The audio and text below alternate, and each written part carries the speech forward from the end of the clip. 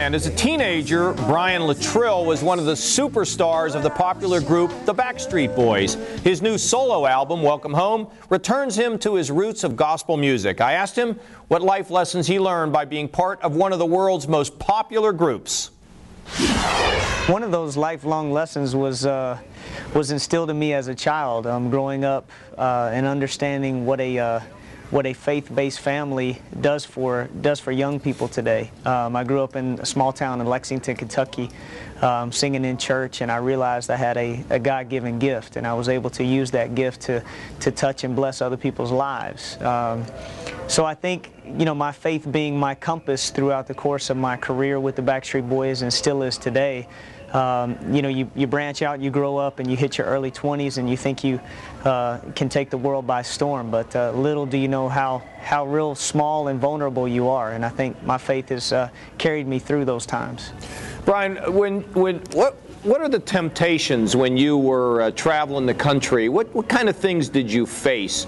Did you guys fight a lot? Did you worry about whether your next album would be popular? Could you go from hotel to hotel without people trying to break into where you were? What was it like? It was very, very busy for about an 8-year period straight, from 96, 97 to you know, the early 2002 Black and Blue tour.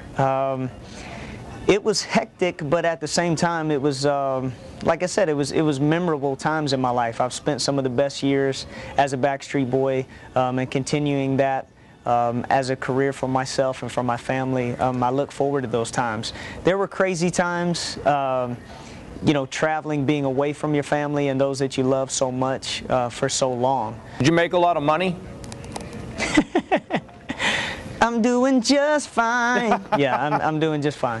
Now, how did you decide you wanted to get into a Christian career? Now, you got both. You got one leg in the Backstreet Boys, and you got one leg in the Christian world, so you're sort of split down the middle in a way. How did you decide to branch out and do this?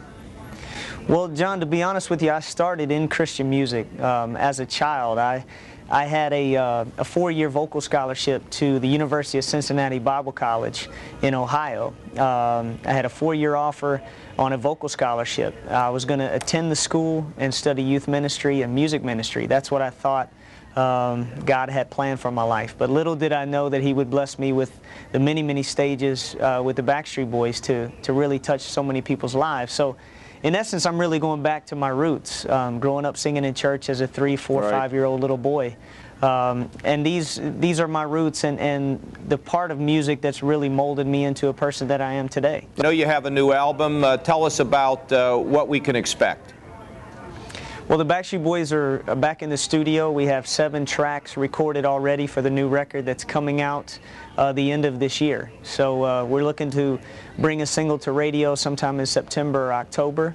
So the Backstreet Boys are brewing and stirring a new project. It's still untitled yet. I'm not sure what the CD is going to be called. I'm not quite sure what the first single is going to be called, but it's going to be a busy end of summer and busy end of fall for all of us. Well, we, of course, wish him great luck with Welcome Home.